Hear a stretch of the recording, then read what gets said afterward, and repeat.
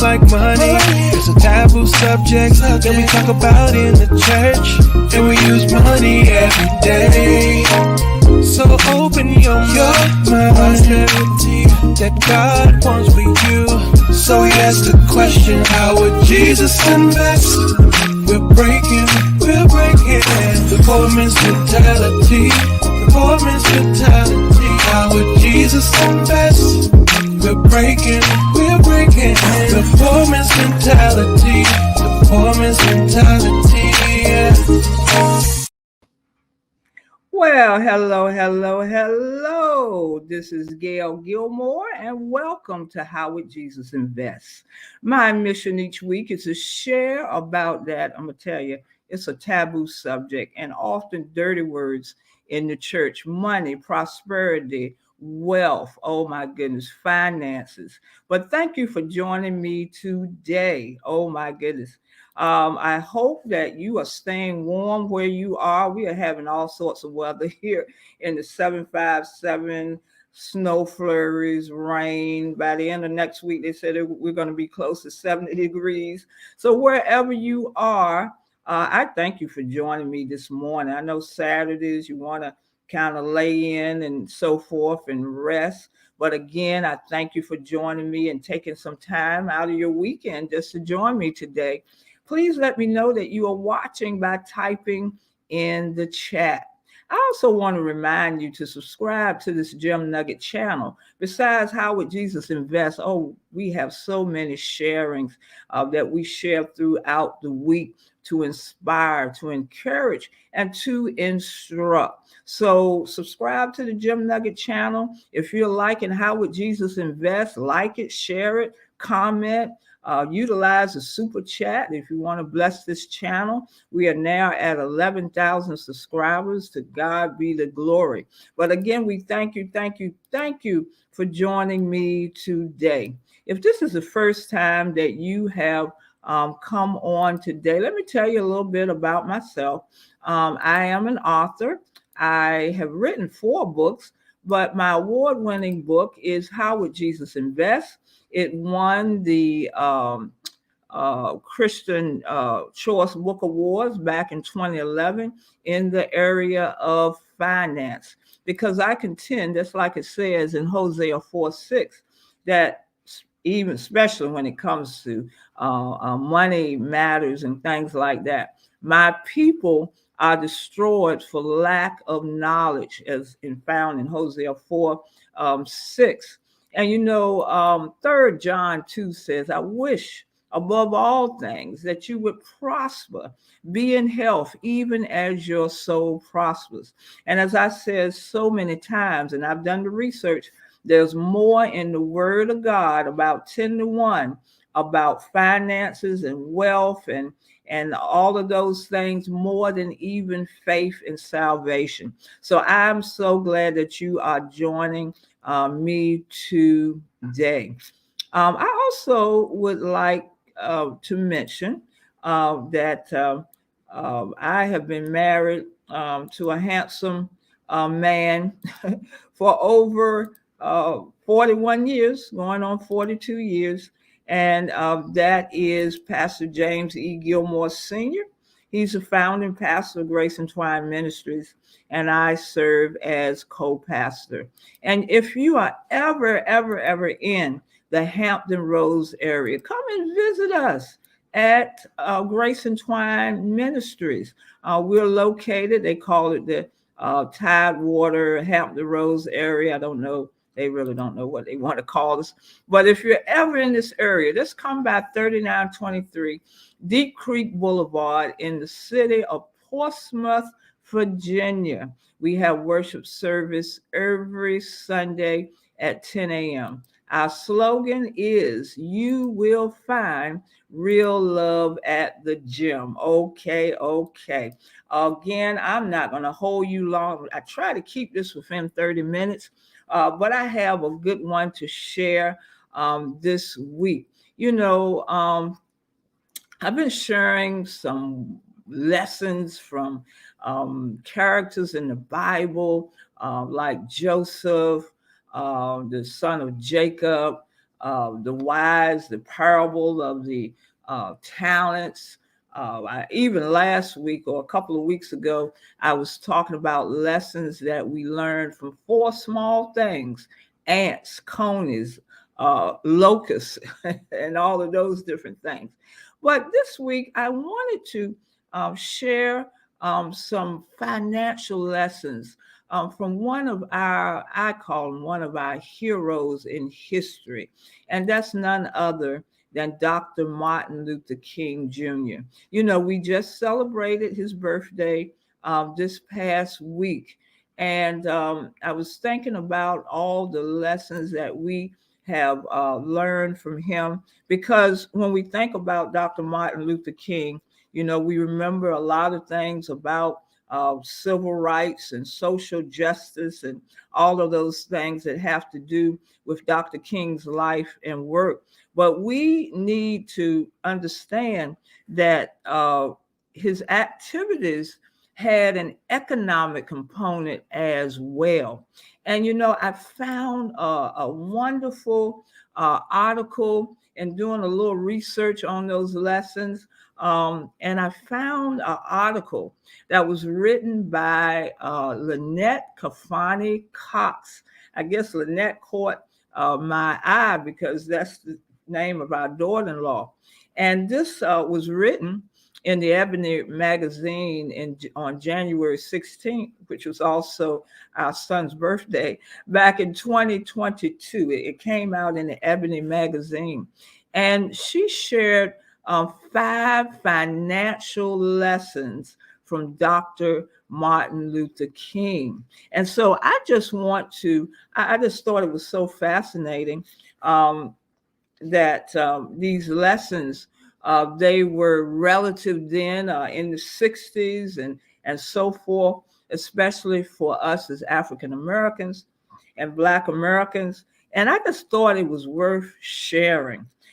So we're just going to get right into it. Again, thank you for joining in. Those of you that are coming in, I just love technology. If you're not catching this in real time, you can always go back. You might be watching it now later on and in real time.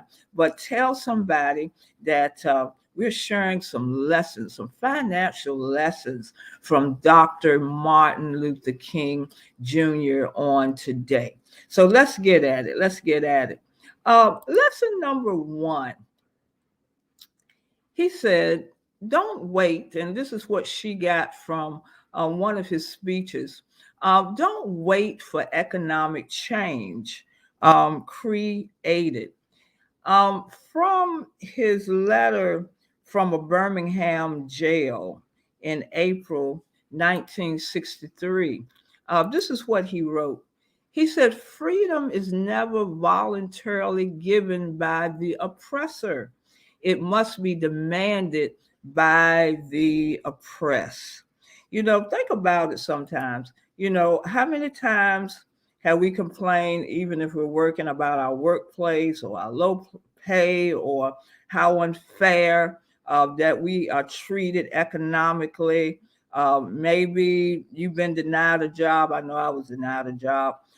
Insured and rejected your insurance claim, or the bank turned you down for a loan. And of course, a lot of times for us, sometimes it is racially motivated. And maybe you're right, maybe you're wrong. Either way, how do you plan to fix your circumstances and move forward? Okay.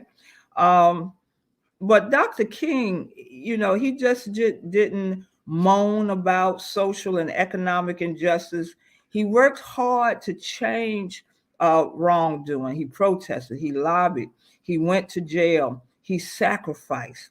And so sometimes we have to create the economic environment that we desire, and of course that we need in a lot of ways. And, you know, Ms. Cox, she even asked the question, what are you willing to do to create the economic realities that you desire? And so, as he was saying here from the speech, we have to demand it. We have to take some steps to get it by the oppressed. I like this. Freedom is never voluntarily given by the oppressor. It must be demanded by the oppressed, by us. Okay, all right. My mom used to say, nobody's going to give you anything. You got to do it a lot of times yourself, and you have to create it. You can create the change. Okay, we're going to move a little bit further here because the second lesson, uh, financial freedom is worth fighting for. Financial freedom is worth fighting from. And let's go to another one of his speeches where Miss Cox was inspired by, and it says, there is nothing in all the world greater than freedom. And we're really talking about financial freedom too, because you know what the scriptures say, that the lender is a slave to the borrower. There is nothing in all the world greater than freedom. It is worth paying for. It is worth losing a job. It is worth going to jail for. I would rather be a free pauper than a rich slave. I would rather die in abject poverty with my convictions than live in inordinate riches with the lack of self-respect. Okay. So these were powerful words by Dr. King. And when he says freedom, we believe that he meant it in every sense of the word, including financial freedom. Now, Miss Cox, she said something I thought was really good. She says, in my opinion, though, and I really hate to say this, too many African Americans who want financial freedom aren't willing to seriously fight for it, nor take enough risks to get it. We're going to talk about risk too in a minute. We'll fight over, sometimes the silliest mess. We see it on TV. But isn't our financial freedom worth fighting for?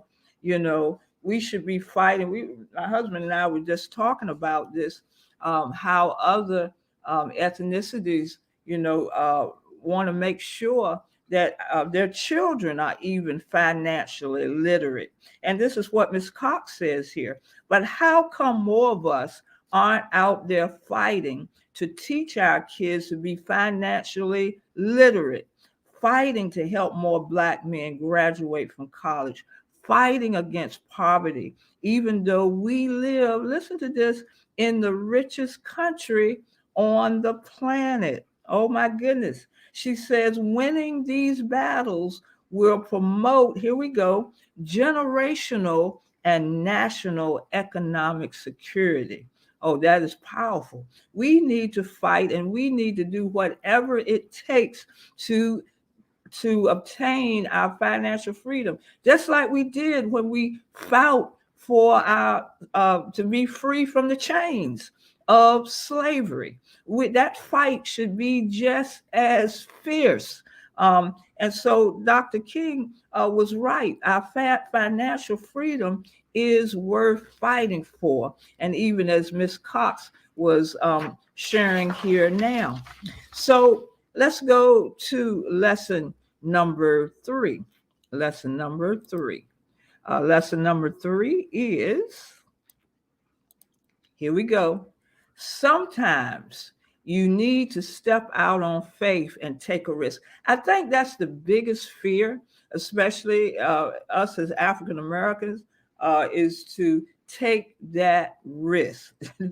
That's like Mom say again, sometimes when you fall through, we don't have that safety net like maybe other people, but it sometimes it's worth it to take that risk. Okay, what does Dr. King say about this?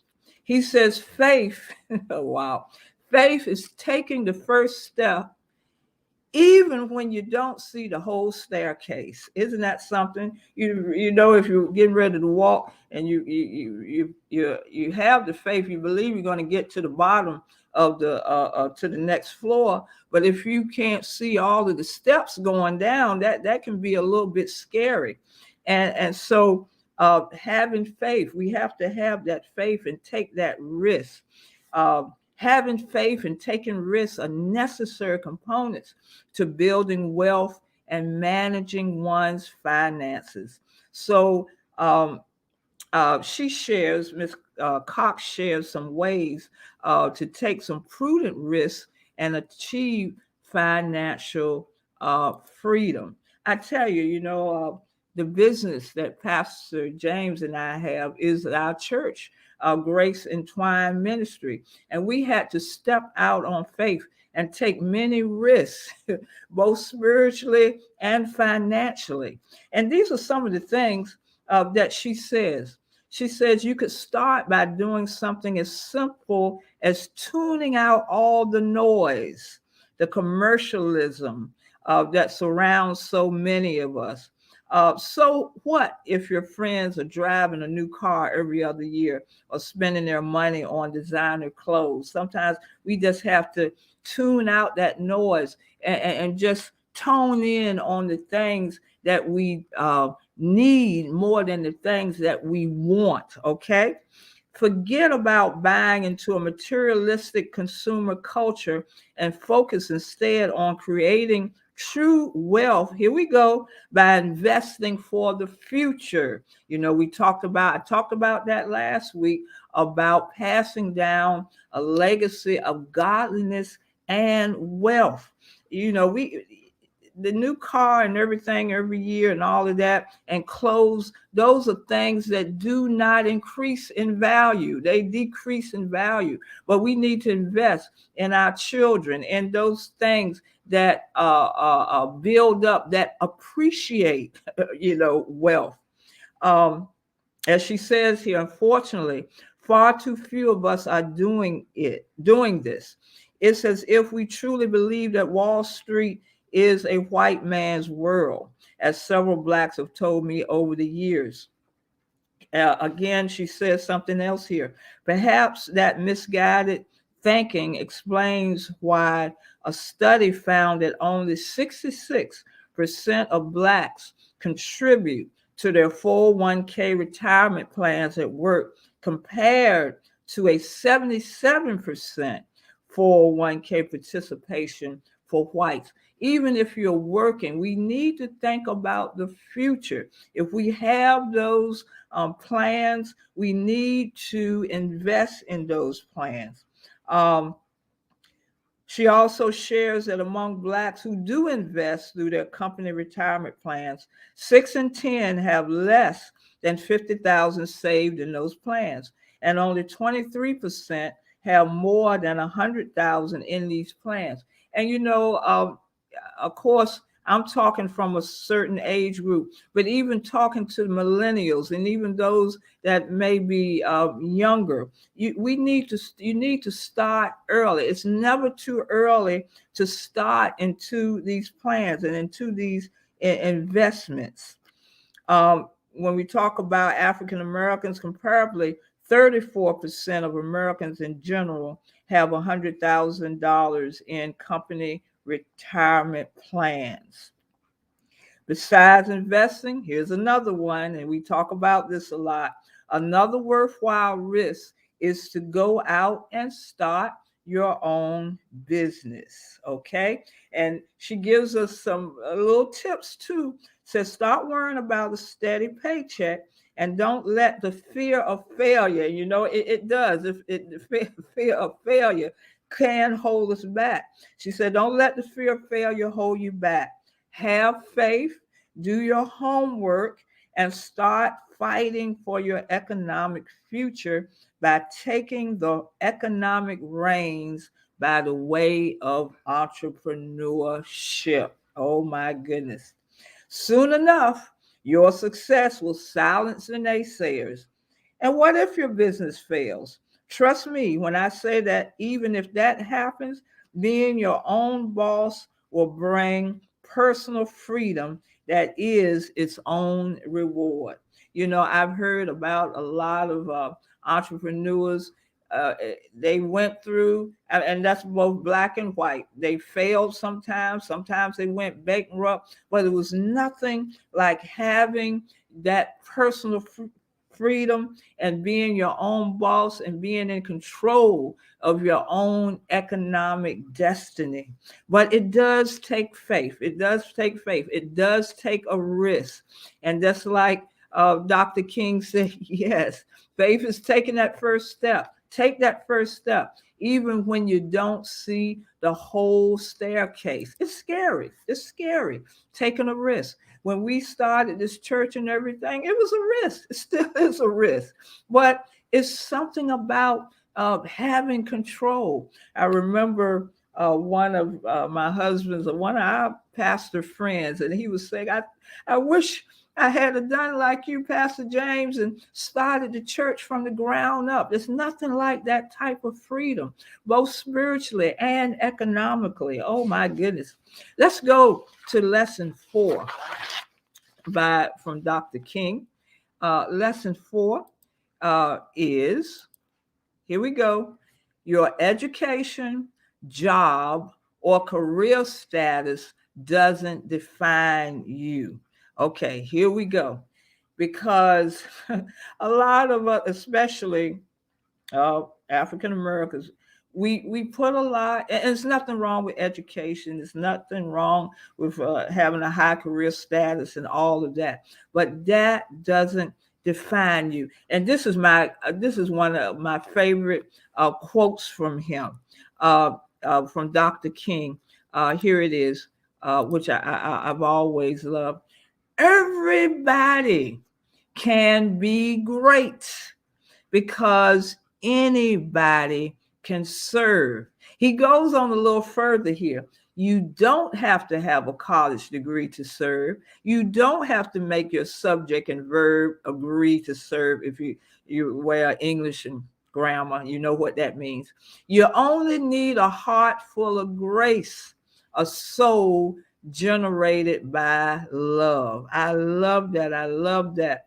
You can be great. It's not just about your education, your job, your career, but when you serve, you know, some of the most important inventions that people have come up with served a need. It served a need. Whether it was a car, whether it was a telephone, when somebody thought of something or an invention, it was something that served a need. And that's why he said, everybody can be great because anybody can serve. You don't have to have a college degree to serve. You don't have to make your subject and verb agree to serve. I love that part. You only need a heart full of grace, a soul generated by love. So Ms. Cox said, don't let your outlook be clouded by your title or your degree or your lack of one. King reminded us all that you can go as far as your faith and hard work take you. Oh my goodness, I really like that. I really like that. So let's go to our last lesson from Dr. King. And this quote, oh my goodness. This is another one of my favorites. If I had to put them in the top 2, everybody can be great because anybody could serve. This would be my other one that would be tied for the top quotes. But let's look at the lesson first. The lesson number 5. Take your work seriously. Take your work seriously.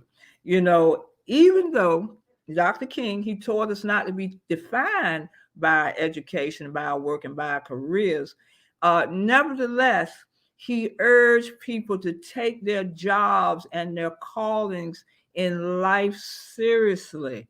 He suggested no matter how big it is or how common it is, you should do it with honor and pride and do your best. All right, here it is. This is what he says.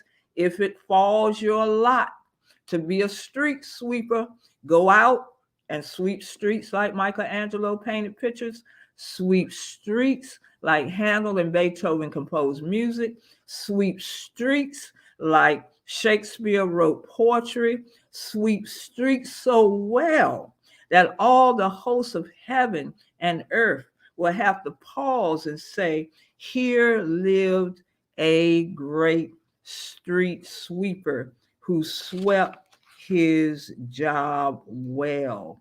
Oh my goodness. We need to do things to the best of our ability.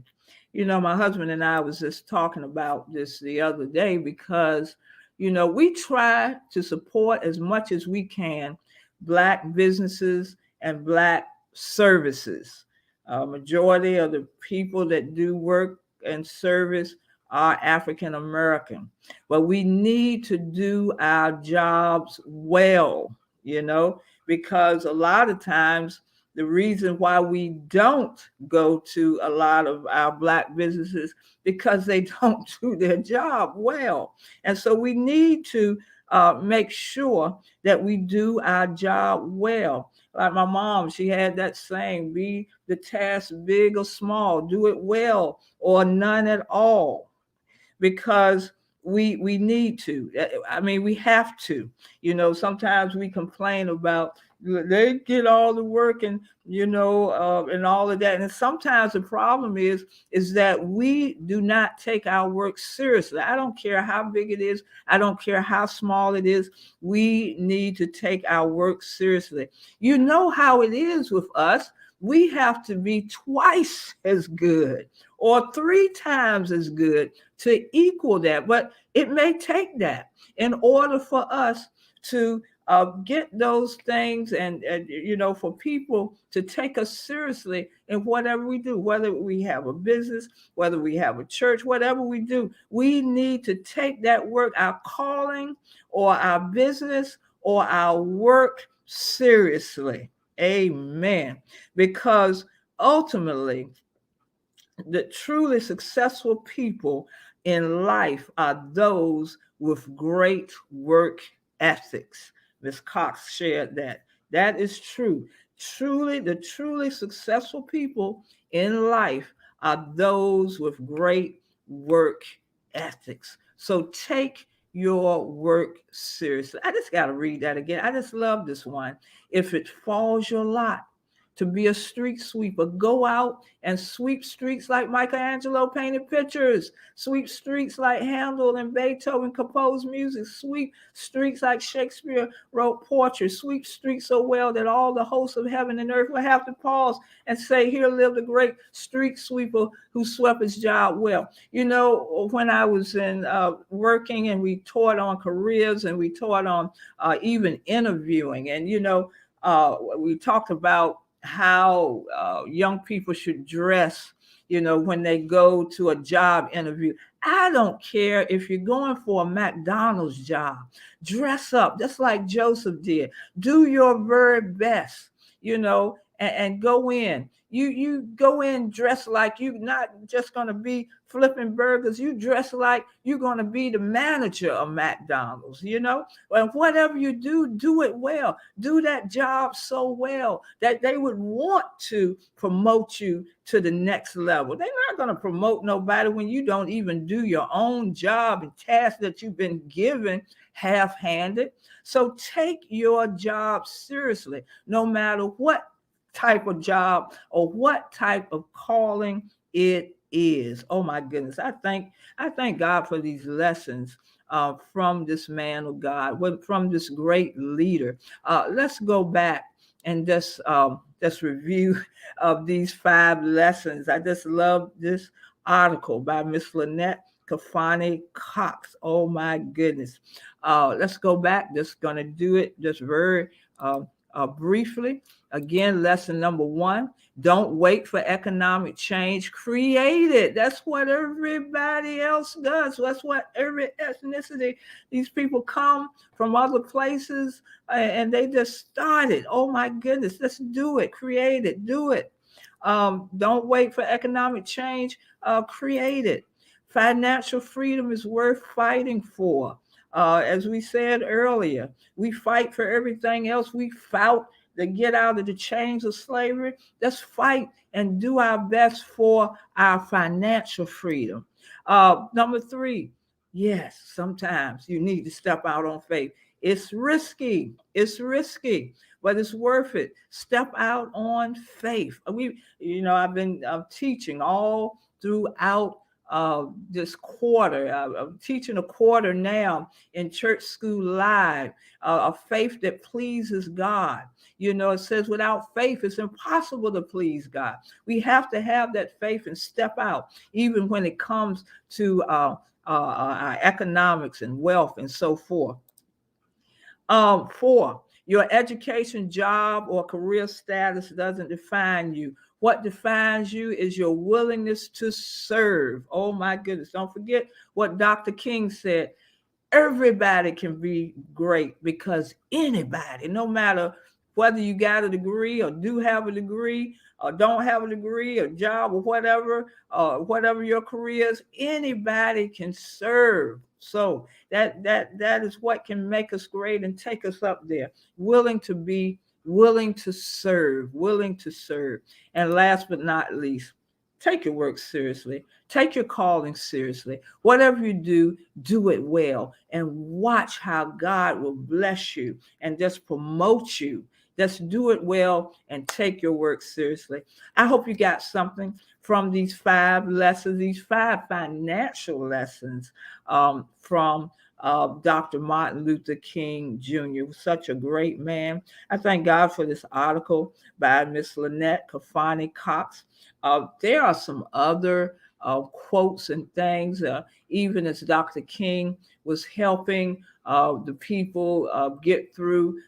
He helped the sanitation workers, and he understood even when went through the bus things with Rosa Parks. The thing that really speaks is money.